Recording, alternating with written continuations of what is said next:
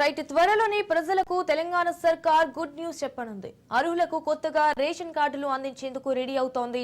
సంక్రాంతి నుంచి దరఖాస్తుల స్వీకరణకు సిద్ధమవుతున్నట్లు తెలుస్తోంది. ఇందుకోసం ఆదాయ పరిమితి, ఇతర అర్హతలపై అధికారులు కసరత్తు చేస్తున్నారు. ఈ క్రమంలో ఇతర రాష్ట్రాల్లో ఆదాయ పరిమితిని పరిశీలించారు. గతంలో ఉన్న మార్గదర్శకాల్లో మార్పు చేర్పులు చేయనున్నట్లు సమాచారం. ఆదాయ పరిమితి కొంత పెంచాలని ప్రతిపాదించనున్నట్లు టాక్ నడుస్తోంది. వారంలోపే రాష్ట్ర కేబినెట్ భేటీ కానున్నట్లు తెలుస్తోంది. ఈలోగానే తాజా మార్గదర్శకాలను ఖరారు చేసి సమర్పించనున్నారు. పౌర సరఫరాల శాఖ ప్రతిపాదనలపై మంత్రి మండలి చర్చించి తుది నిర్ణయం తీసుకోనుంది.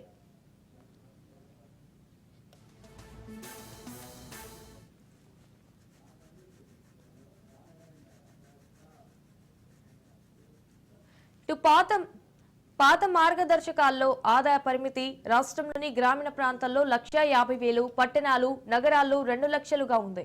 ఈ మొత్తాన్ని కొంత పెంచాలని భావిస్తున్నట్లు తెలిసింది. ప్రస్తుతం ఉన్న వార్షిక ఆదాయ పరిమితిని 10 నుంచి 20,000 వరకు పెంచే ప్రతిపాదన ఉన్నట్లు తెలిసిందే. భూమి విషయానికి వస్తే 3.5 ఎకరాల్లో పొలం, 7.5 ఎకరాల్లోపు మెట్ట భూమి అర్హతలుగా గతంలో ఉన్నాయి.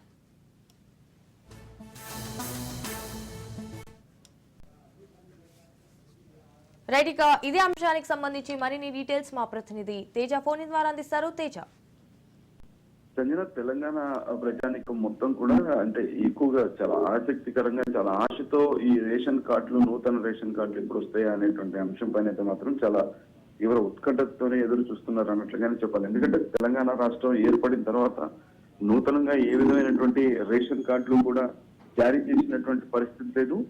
అట్ ద సేమ్ టైం అంటే ఎవరైతే కొత్తగా పెళ్ళైనటువంటి వారు కానివ్వండి, లేదంటే కొంతమంది వారి కుటుంబ సభ్యుల పేర్లు నమోదు చేసుకోవడానికి కూడా ఆ అవకాశం లేకుండా పోయినట్లుగానే చెప్పాలి. ఎందుకంటే గత బీఆర్ఎస్ సర్కార్ వాటికి సంబంధించినటువంటి వాటిని ఆ మార్పులకు మాత్రం అంతగా సీరియస్ గా తీసుకునలేదు అనేటువంటి వ్యాఖ్యలే ఇటు ప్రజల నుంచి వినిపిస్తున్నట్లుగానే చెప్పాలి. అయితే ఇక నూతన రేషన్ కార్డులు కూడా జారీ చేయాలి. ఇదంతా కూడా ఒక డిజిటల్ కార్డును జారీ చేయాలి. గతంలో కాకుండా దాని గతానికి భిన్నంగా డిజిటల్ కార్డులు జారీ చేయాలన్న ఆలోచనలో అయితే మాత్రం ఇటు రాష్ట్ర ప్రభుత్వం ఉన్నట్లుగా తెలుస్తుంది. ఇదే నేపథ్యంలో రాష్ట్ర ప్రభుత్వం అయితే మాత్రం అంటే కేబినెట్ భేటీ మరొక వారం రోజుల్లో కేబినెట్ భేటీ కాబోతున్నట్లుగా తెలుస్తుంది. ఇప్పటికే అంటే ఏ విధంగా విధి విధానాలు ఉండాలి, వార్షిక ఆదాయం ఏ విధంగా ఉండాలి, పొలం ఎంత పరిమితిలో ఉండాలి, గతంలో ఉన్నటువంటి మార్గదర్శకాలు ఏంటి, నూతనంగా మనం అంటే వస్తున్నటువంటి మార్పులు, పెరిగిపోతున్నటువంటి ఆ ధరలు, ఇవన్నింటినీ బేస్ చేసుకొని అంటే ఏ విధమైనటువంటి మార్పులు చేయాలి అనేటువంటి అంశం పైన అయితే మాత్రం ఇప్పటికీ కొంత అధికారులు కూడా కొంత అధ్యయనం చేసి కొన్ని నూతన మార్గదర్శకాలను అయితే మాత్రం రూపొందించినట్లుగా తెలుస్తుంది. ఈ ప్రతిపాదన అంతా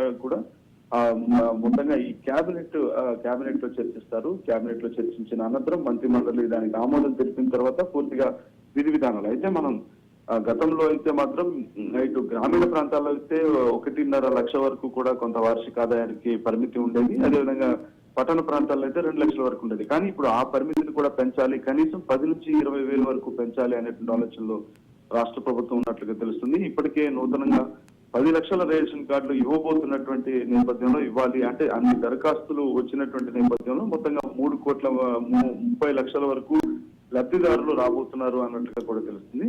సో ఓవరాల్ గా చూస్తే మాత్రం ఈ నూతన రేషన్ కార్డులు కూడా వస్తే ఇప్పటి వరకు ఉన్నటువంటి 2.5 కోట్ల వరకు ఉన్నటువంటి లబ్ధిదారులు నూతనంగా జారీ చేయబోయేటువంటి ఈ 10 లక్షల రేషన్ కార్డులతో కలిపి మొత్తంగా 30 లక్షల మంది లబ్ధిదారులతో కలిపి ఓవరాల్ గా 3 కోట్ల వరకు కూడా లబ్ధిదారులు రాబోతున్నారు ఈ రేషన్ కార్డులు. త్వరలోనే ఈ రేషన్ కార్డులు ప్రక్రియ పూర్తి చేసి అందరికీ జారీ చేయాలనేటువంటి ఆలోచన ఇటు రాష్ట్ర ప్రభుత్వం ఉన్నట్లుగానే తెలుస్తుంది అన్నట్లుగా చెప్పాలి. తేజ, కొత్తగా రేషన్ కార్డులు అర్హులకు అందించేందుకు అంటే ఇది ఎప్పటి వరకు రిలీజ్ అవబోతుంది?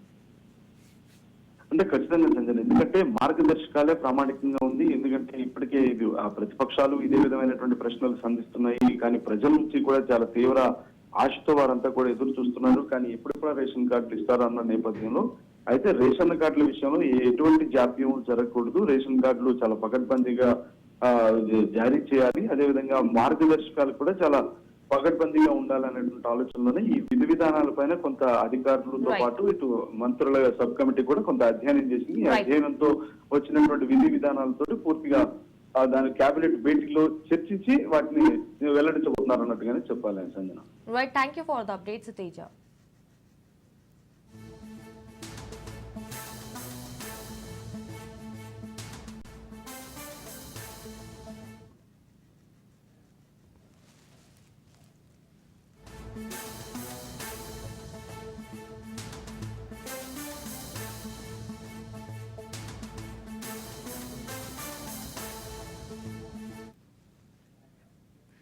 జనవరి 2న ఏపీ కేబినెట్ భేటీ కానుంది. ప్రతి నెల మొదటి 3వ గురువారం మంత్రివర్గం సమావేశం కావాలని ఇప్పటికే ఏపీ ప్రభుత్వం నిర్ణయం తీసుకుంది.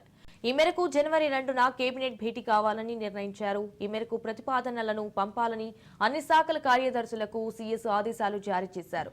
ఈ ప్రతిపాదనలపై కేబినెట్ భేటీలో చర్చించి ఆమోదం తెలపనున్నారు. ఇక సీఎం చంద్రబాబు అధ్యక్షతన ఈ కేబినెట్ సమావేశం జరగనుంది. ఈ భేటీలో డిప్యూటీ సీఎం పవన్ తో పాటు మంత్రి నారా లోకేష్, మిగిలిన మంత్రులు కూడా పాల్గొంటారు.